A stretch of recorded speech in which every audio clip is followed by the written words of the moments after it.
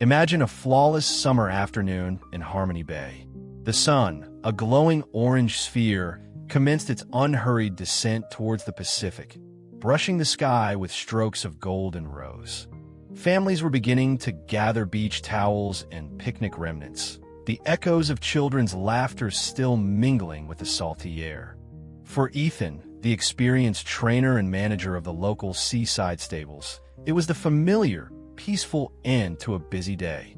He, alongside Daniel, the stable's owner, was enjoying a relaxed ride along the water's edge, the hooves of their horses creating soft imprints on the damp sand. Ethan rode Stella, a magnificent, spirited mare of 13. She was a former champion racehorse whose fiery competitiveness had gracefully matured into a gentle, unwavering dependability. Daniel was mounted on Nova, a striking half-thoroughbred with a unique coat pattern resembling 3 perfect figure 8s on her flank, a marking that had earned her the fond nickname Triple Eight among the stable hands, though Daniel preferred the more refined Nova. She was a new mother, her foal, barely 2 months old, resting back in the stables, and she moved with a proud, maternal dignity. With them was Titan, a handsome, sturdy warmblood, ridden by their quiet friend, exuding a calm and reliable confidence. They ambled along, chatting, the cool breeze a welcome caress, the rhythmic sigh of the waves a soothing melody. The tide was starting to ebb, drawing water from the shore with a deceptive softness that could swiftly transform into a treacherous force. Abruptly, their tranquil scene was violently interrupted. A sharp, high-pitched cry tore through the air, followed by increasingly frantic shouts. "Help! My son! Please, someone save my boy!" Ethan's head snapped up.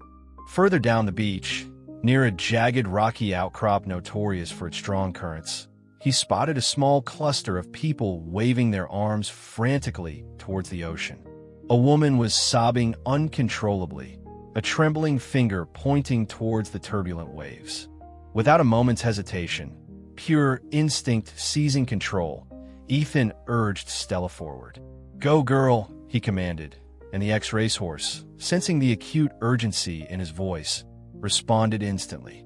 She broke into a powerful canter, then surged into a full gallop, sand spraying from beneath her powerful hooves.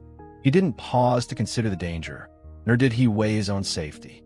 All he perceived was the desperate, overwhelming need. As he drew closer, he could discern a small head bobbing precariously in the water, a considerable distance from shore. The boy, no older than 12, was clearly struggling, being dragged further out by the relentless, unyielding outgoing tide. "Hold on, I'm coming," Ethan yelled, his voice strained against the deafening roar of the surf.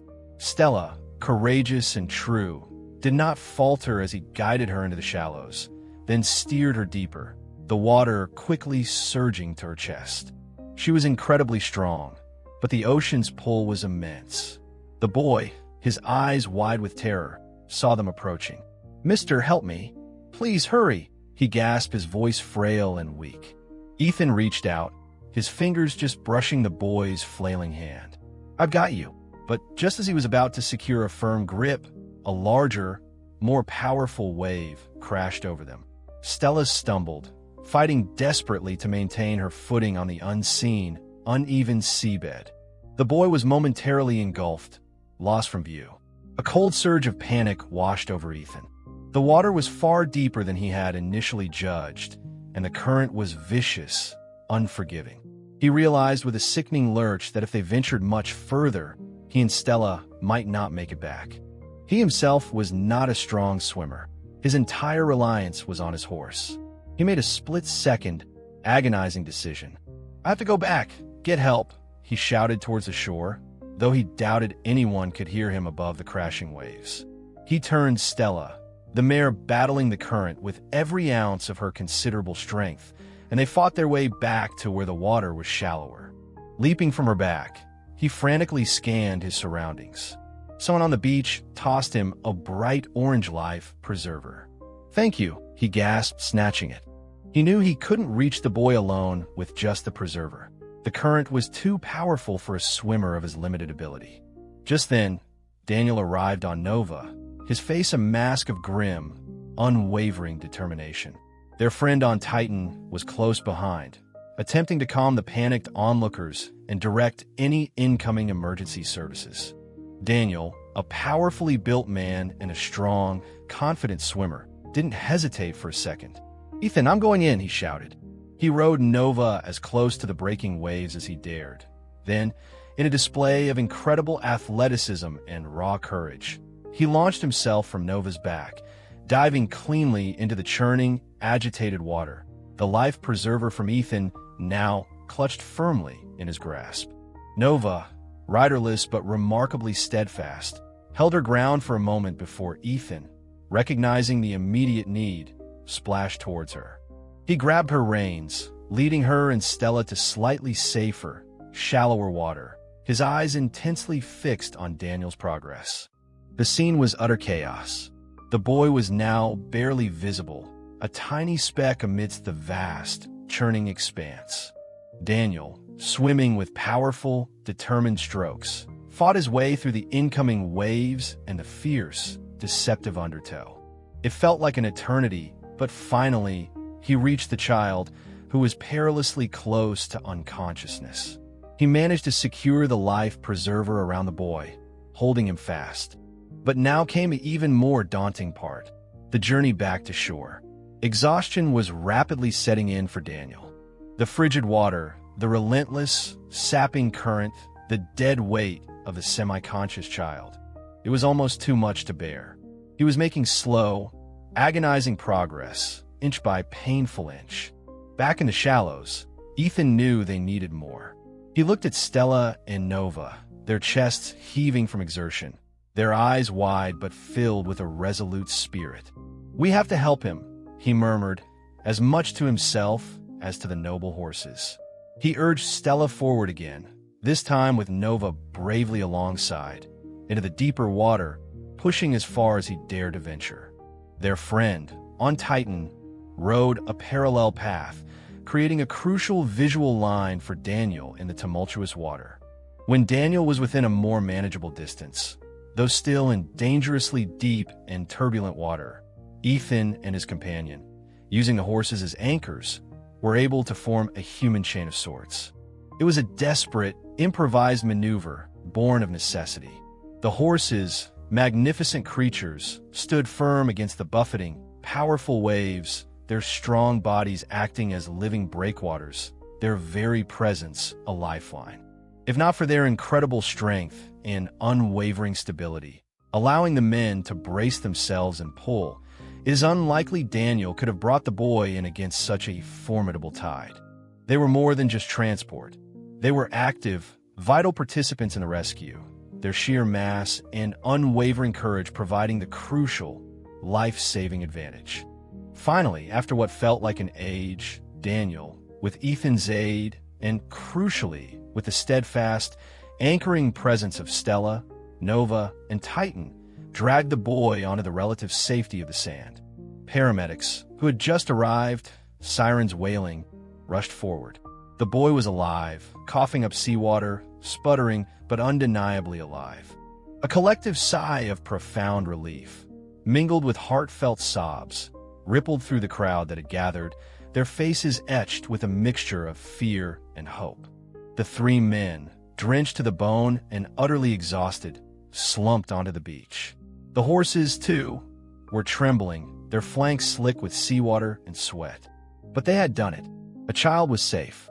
The local news quickly picked up the story, and soon Stella, Nova, and Titan were being hailed as hero horses. Their images alongside their brave riders splashed across news websites and social media platforms. In the days that followed, a semblance of normalcy gradually began to return to the shaken community. The rescued boy, Finn, after a short stay in the hospital, was recovering well. His mother, a tearfully grateful woman named Mrs. Miller, visited Seaside Stables. She brought a large, hand-painted banner that read, "Thank you to our four-legged angels and their brave riders." She hugged Ethan and Daniel, her voice thick with overwhelming emotion as she struggled to articulate the depth of her gratitude. She specifically asked to see the horses. Ethan led her to their stalls. "This is Stella," he said, gently stroking the mare's soft nose. "And this is Nova, our new mom." Mrs. Miller looked at them, her eyes welling up with fresh tears. "They are beautiful," she whispered, her voice hushed with awe. "Truly beautiful. I don't know anything about horses, but looking at them now..." She paused, a flicker of concern crossing her face. "Stella looks a bit thin, and Nova, she seems a little swollen, doesn't she? Her energy is low. She's not really responding." Ethan had noticed it too over the past couple of days. Both Stella and Nova seemed off their feed, a little lethargic, their usual spark diminished. He'd attributed it to the extreme exertion and profound stress of the rescue. Perhaps a chill contracted from the cold seawater. "They're just tired, recovering," he reassured Mrs. Miller, and perhaps himself as well. But a few days later, his reassurances began to feel hollow, unconvincing even to his own ears. Stella developed a persistent, hacking cough and a dangerously high fever. Nova, too, became alarmingly listless, her usually bright, intelligent eyes dull and unfocused, and she started refusing her food, even her favorite molasses-sweetened treats. Titan, thankfully, seemed unaffected, his usual calm, stoic self. Adding to Ethan's mounting anxiety, a personal misfortune struck with cruel timing. While clearing some overgrown brush near the far end of the stables a week after the rescue, he was bitten on the ankle by a rattlesnake. The bite was severe, and he was rushed to the hospital, where he spent several agonizing days undergoing intensive treatment. Daniel did his best to manage the stables and care for the ailing horses, but Ethan was the one with the deepest connection, the most intuitive understanding of their subtle signs of illness. When Ethan was finally discharged, his foot still heavily bandaged and throbbing with pain, he rushed back to the stables. The sight that greeted him filled him with a cold, creeping dread. Stella was significantly worse, her breathing shallow and labored, her body trembling uncontrollably. Nova was no better, visibly weak and deeply distressed. "Oh no," he whispered, his heart clenching painfully in his chest. "What happened? They've lost so much weight."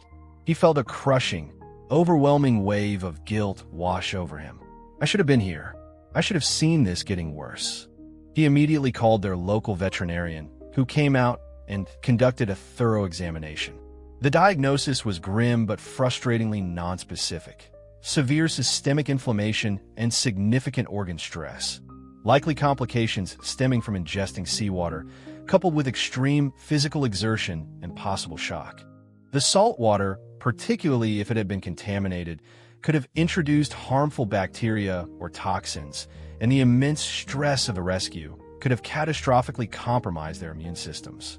The vet administered fluids, antibiotics, and potent anti-inflammatory medications, but warned Ethan and Daniel that the horses were in critical, life-threatening condition. Days blurred into a haze of worry and round-the-clock care. Ethan, despite his own painful injury requiring daily trips to the clinic for intravenous antibiotics, barely left their side. He and Daniel took turns watching over Stella and Nova, patiently coaxing them to eat, diligently monitoring their temperatures, speaking to them in soft, soothing tones. The stable, usually a place of cheerful activity and bustling energy, was hushed and somber, heavy with unspoken fears. Feeling increasingly desperate as the horses showed little to no improvement, Daniel decided to reach out for more specialized assistance. He'd heard of the American Equine Federation, AEF, a national organization renowned for its unparalleled expertise in equine health and welfare. He contacted their National Equine Aid Institute, NEAI, and spoke to its director, a leading equine specialist. The director listened intently to Daniel's detailed account of the rescue and the horses' subsequent, alarming decline. He was profoundly moved by their heroism and deeply alarmed by their rapidly deteriorating condition. "We'll do whatever it takes," the director said without a moment's hesitation. "We could get a team out there immediately, bring specialized equipment, advanced medications, whatever you need. There will be no charge." These horses are heroes, and they deserve the best care we can offer. A fragile glimmer of hope ignited in Ethan and Daniel. Help was on its way. The AEF director began making arrangements immediately, assembling a top-tier team and gathering essential supplies. But then, cruel fate intervened once more with devastating timing. A massive, unseasonal hurricane was barreling up the coast, and all flights into California were grounded indefinitely. Severe weather warnings were in effect across multiple states, making road travel treacherous, slow, and in many areas, impossible. The AEF team was stuck, unable to reach them. "I can't believe this," the AEF director said, his voice heavy with frustration and helplessness during a late-night call with Daniel.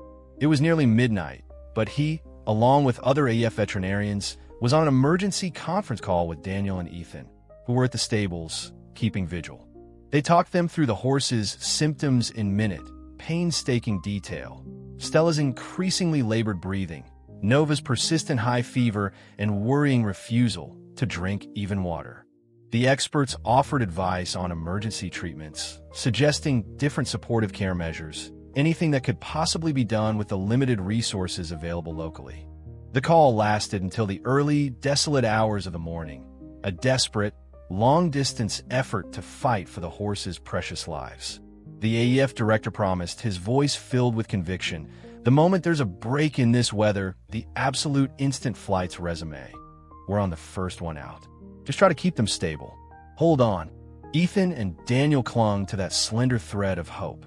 They sat with Stella and Nova through the long, dark, storm-tossed night, the wind howling outside like a tormented spirit, mirroring the tempest raging in their hearts. Ethan remembered vividly the final, heartbreaking hours. Around 3 a.m., he later recounted, his voice choked with raw, uncontainable emotion. Both of them, they were mostly lying down, just breathing so shallowly. Stella, she looked at me, and I swear she knew. She just looked right into my eyes. Nova was so weak, she barely moved, even when I stroked her face. The end came just before dawn, as the first faint, gray light began to seep through the stable windows, painting the scene in mournful hues.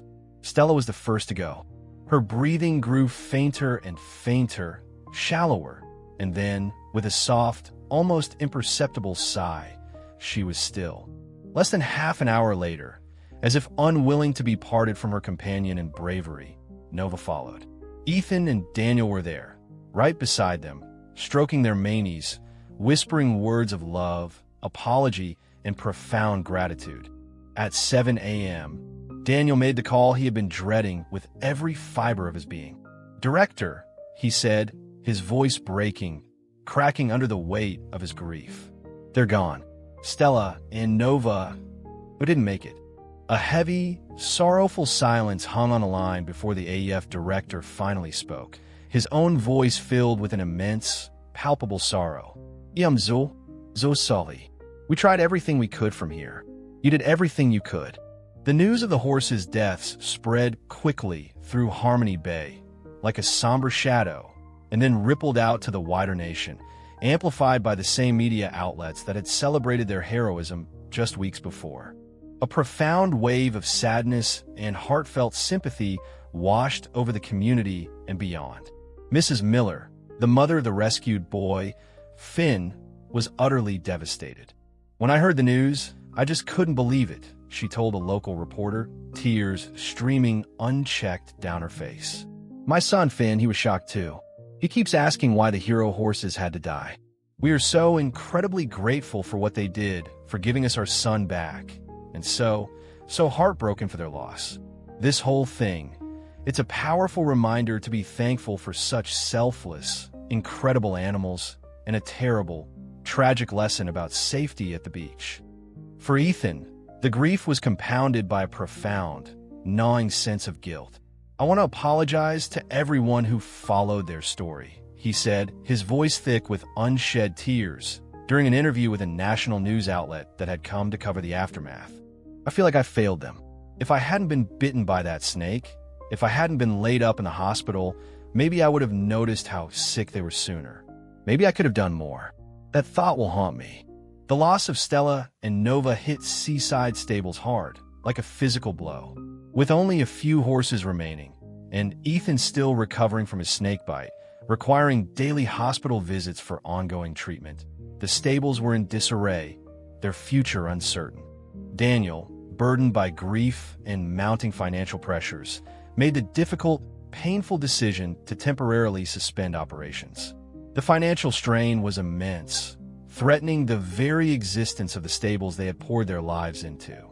Despite their own significant hardships, when Mrs. Miller and her husband, Finn's father, came to offer them financial compensation for the loss of the horses and the devastating disruption to their business, Ethan and Daniel gently, but firmly refused.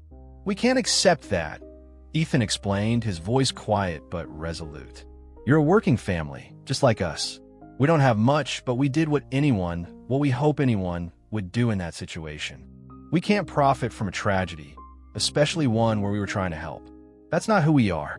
That's not what Stella and Nova would represent." Their principled, honorable stand resonated deeply with many across the country who heard their story. Then a new, chilling worry emerged, threatening to plunge them back into despair. Titan, the steadfast, warm blood who had also bravely participated in the rescue, began to show troubling symptoms. He developed a cough, alarmingly similar to Stella's initial signs, and his appetite waned noticeably. A cold, sickening fear gripped Ethan and Daniel. Not another one. They couldn't bear the thought of losing Titan too. It would be an unbearable blow. "We checked his temperature immediately," Ethan recounted, the memory still fresh and raw. "Thankfully, it was normal, but he just wasn't eating right. Seemed a bit down, not his usual self." They immediately contacted the AEF again. The director, now able to travel as the hurricane had finally passed, arranged for an equine specialist from a nearby veterinary school to visit Titan without delay. The specialist conducted a thorough, comprehensive examination. The good news was that Titan's symptoms seemed less severe than Stella's or Nova's had been at a similar stage. Perhaps his immune system was stronger, his constitution more robust, or his exposure to the harmful elements in the seawater somehow different or less severe. He was immediately put on a course of preventative antibiotics and placed under close, constant observation. For several tense, agonizing days, everyone at Seaside Stables, and many following the story with bated breath, held their collective breath. Slowly, very slowly, Titan began to improve. His cough subsided, and his appetite gradually returned. A collective sigh of immense relief was breathed, not just at the stables, but by all who had come to care. Titan, at least, would make it. The story of the Harmony Bay hero horses had touched a nerve across America. The American Equine Federation, deeply moved by the ultimate sacrifice of Stella and Nova and the profound selflessness of Ethan and Daniel, announced plans to help. The AEF director stated, "We want to initiate a fundraising campaign to help Seaside Stables get back on its feet, to help them recover from this terrible, unimaginable loss. We also want to ensure that the memory of these brave, heroic horses is honored in a lasting and meaningful way." But even before the AEF could formally launch their campaign, something truly wonderful, something wholly unexpected began to happen. Horse owners, breeders, and equestrian clubs from all corners of the country, from the sprawling ranches of Texas to the bluegrass farms of Kentucky and the wide-open spaces of Montana, started contacting the AEF. They weren't just offering money, though many did. They were offering horses. "We've been overwhelmed by the generosity, the sheer outpouring of support," the AEF director shared, his voice filled with emotion. "We've had owners of champion bloodlines, small family farms, and local riding clubs all stepping forward, wanting to donate horses to Ethan and Daniel. They want to help these everyday heroes continue their work, their passion, and to honor the indomitable spirit of Stella and Nova." The AEF confirmed that several beautiful, well-trained horses had already been lovingly selected by donors in states like Arizona and Wyoming, ready and waiting to be transported to Harmony Bay as soon as Ethan and Daniel felt prepared, emotionally and practically, to welcome them. Furthermore, the AEF announced that they were nominating Stella, Nova, Ethan, and Daniel for the prestigious Spirit of American Horsemanship Award, an annual honor recognizing exceptional courage, profound compassion, and the deep, unbreakable bond between humans and horses. So, the story of the Harmony Bay rescue doesn't end solely in tragedy, though the sorrow remains.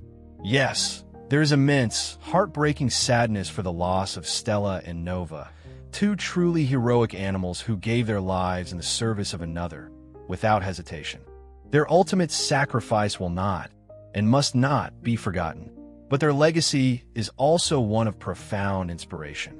It sparked an extraordinary outpouring of kindness and solidarity from the wider equine community, a powerful testament to the deep affection people have for these magnificent creatures and for those humans who demonstrate such remarkable courage and integrity. Ethan and Daniel, though still grieving the profound loss of their beloved companions, found a measure of comfort, a healing balm, in this incredible, unexpected support. The thought of new horses, generous gifts from strangers moved by their story, brought a flicker of hope for the future of seaside stables. The memory of Stella and Nova would forever be etched in their hearts, and in the heart of Harmony Bay, the rescue angels, who answered a desperate call and paid the ultimate price, reminding everyone of the quiet, extraordinary heroism that can be found in the most unexpected of places and in the noblest of animals. Their story is a poignant, enduring reminder of the risks taken, the bond shared, and the resilient, unwavering spirit that defines the very best of us, both human and equine.